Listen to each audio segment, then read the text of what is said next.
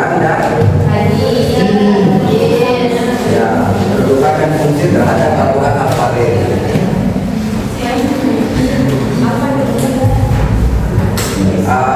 Apa sih kedudukan Al-Quran, kedudukan hadis dalam Al-Quran? Kedudukan hadis bagi umat Islam deh. Kedudukan hadis itu seperti apa? Hadis untuk Ya, sumber kedua setelah. Jadi kedudukan hadis adalah sebagai sumber hukum kedua setelah Al-Quran bagi umat Islam. Jadi sumber hukum ajaran Islam itu yang pertama Al-Quran, yang kedua Quran hadis. Ya, jadi dua sumber itu merupakan pedoman hidup bagi kita. Jadi kita sebagai umat Islam, umat Muslim harus mengikuti perintah apa yang ada di Al-Quran dan juga di hadis. Itu kedudukannya. Kemudian masuk ke fungsi hadis terhadap Al-Quran. Apa saja? Bayan tafsir, kemudian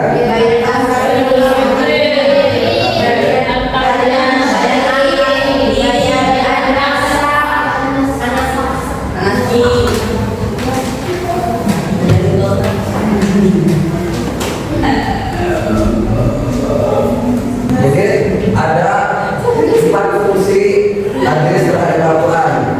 Yang pertama bayan tafsir, bayan tafsir, tasrih dan bayan nas. Akan tetapi pada bayan nasr ini masih banyak perbedaan ulama. Ada yang mengatakan bahwa boleh menaskahkan Al-Quran, ada juga beberapa ulama tidak memperbolehkan Al-Quran dinaskah oleh hadis itu. Jadi yang pertama itu bayan tafsir. Bayan tafsir ini adalah untuk memperjelas ayat Al-Quran yang masih global. Contohnya seperti di sini ada tentang perintah sholat. Nah, di tafsir Al-Mujmal itu, bayan tafsir Al-Mujmal, di situ hadis merinci keglobalan ayat. Contohnya tentang sholat di Al-Quran pada surat Al-Baqarah ayat 180 itu dijelaskan bahwa sholatlah kalian, kerjakanlah zakat dan laksanakan sholat. Nah, tetapi di Al-Quran itu tidak dijelaskan bagaimana caranya sholat. Nah, kemudian diperjelas oleh hadis yang bunyinya sholatlah kalian seperti sebagaimana kalian melihat aku sholat. Itu kata Nabi. Jadi di Al-Quran itu umum nih, belum jelas nih. Ayat Al-Qurannya suruh memerintahkan sholat, tapi di Al-Quran tidak memberitahu bagaimana kita sebagai umat Muslim untuk sholat. Jadi di hadis itu diperjelas sholatlah kalian seperti kalian melihat aku sholat. Nah, itu untuk tafsir Al-Mujmal. Kemudian takhsisul am, mengkhususkan ayat-ayat yang bersifat umum. Di buku kalian itu contohnya surat An-Nisa ayat 11. Surat An-Nisa ayat 11 itu menjelaskan tentang hukum waris. Hukum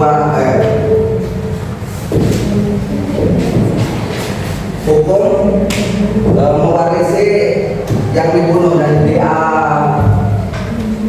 di Quran surat An-Nisa ayat 11 itu dijelaskan bahwa siapapun anak, istri, dan ahli waris berhak mendapatkan bagian warisan.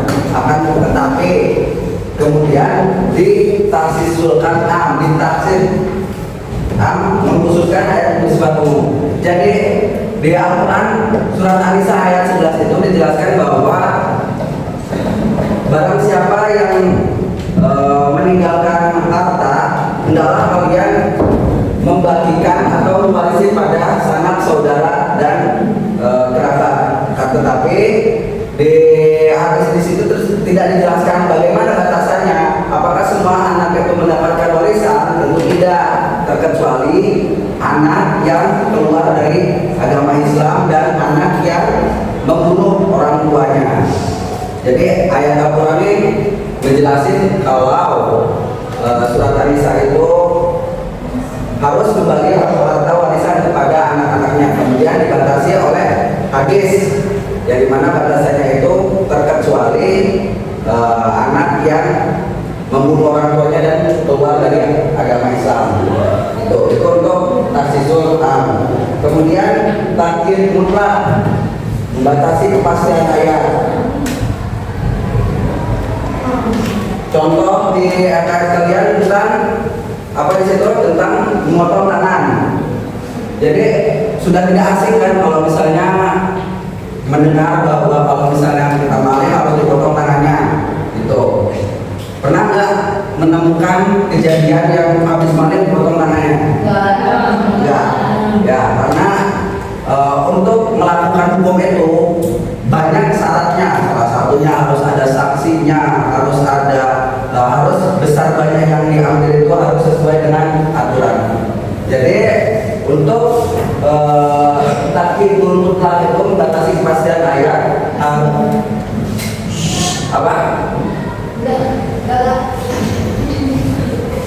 Membatasi ayat, maksudnya membatasi kepastian hukum. Di Al-Quran dijelasin cuman ketika ada yang maling potong tangannya, tapi nggak dikasih tahu potong tangannya sebatasnya mana gitu. Kalau misalnya kita pahami bagian tangan itu dari mana sampai mana? Dari sampai sini.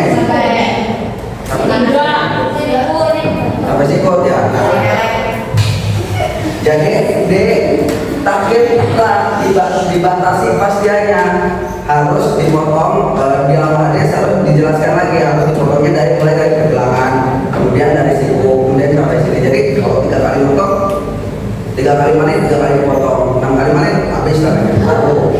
Kayak gitu. Untuk takyid dan mutlak. Untuk bayan tafsirnya ada yang ditanyakan? Bayan tafsirnya ada yang ditanyakan? Jadi poin intinya untuk bayan tafsir ini untuk memperjelas ayat Al-Quran yang belum jelas, sama untuk mengkhususkan dan membatasi ya. Itu maksudnya bayan tafsir. Kemudian bayan takrir.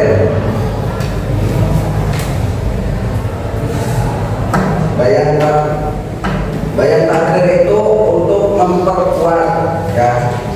Bayan takrir untuk memperkuat. Contohnya, ada yang bisa kasih contoh? Bayan takrir memperkuat, contoh memperkuat.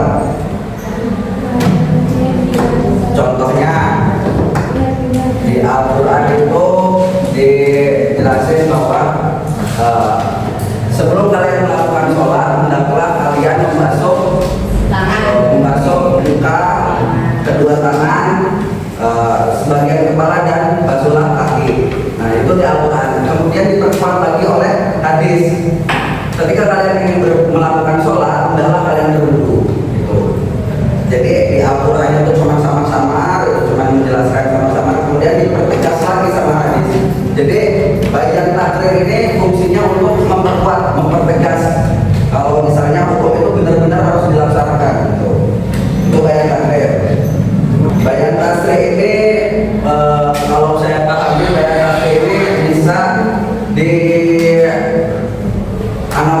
untuk mempermudah. Ketika ada ayat Al-Quran yang masih ambigu, masih bingung, kemudian dipermudah oleh bayan tasrih. Tuh. Contohnya Quran menjelaskan tentang haramnya makan makanan bangkai. Nah, haram memakan bangkai itu ada terkecualian, kecuali bangkai tuh. Jadi di Al-Quran itu semua bayanas ini yang seperti saya bilang tadi masih banyak perbedaan ulama. Ada yang menyetujui, ada juga yang tidak. Maksud bayanas ini apa? Menghapus suatu hukum digantikan dengan hukum baru. Ada yang menyepakati karena hukum baru sesuai dengan kehidupan yang sekarang gitu. Jadi masih ada perdebatan di ulama. Contohnya, contoh ini hanya sekedar contoh ya, hanya sekedar contoh dari ulama yang menyepakati bahwa adanya bayanas. Itu fungsi-fungsi hadis. Sampai sini yang ditanyakan? Nah ya, kalau misalnya ini kalau tuh. Ada yang ditanyakan? Kalau tidak ada yang ditanyakan, bayan tasrih tadi apa?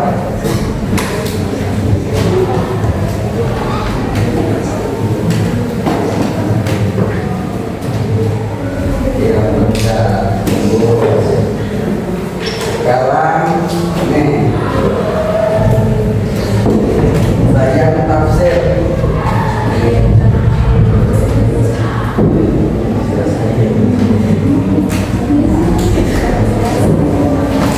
Ayat tafsir itu jelas.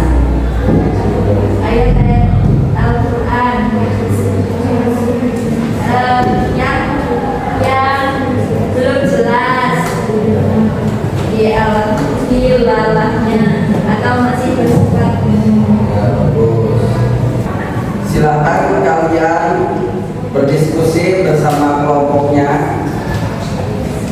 Tugasnya cari satu ayat Al-Quran yang ayat itu ditafsirkan atau dibayangkan.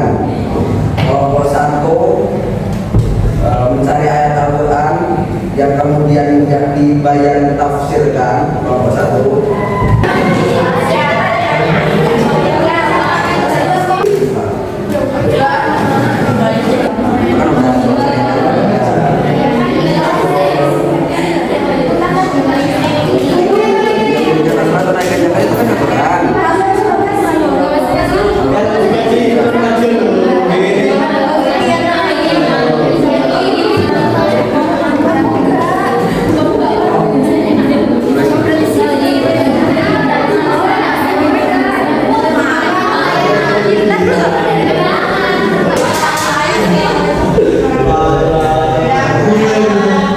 Assalamualaikum warahmatullahi wabarakatuh.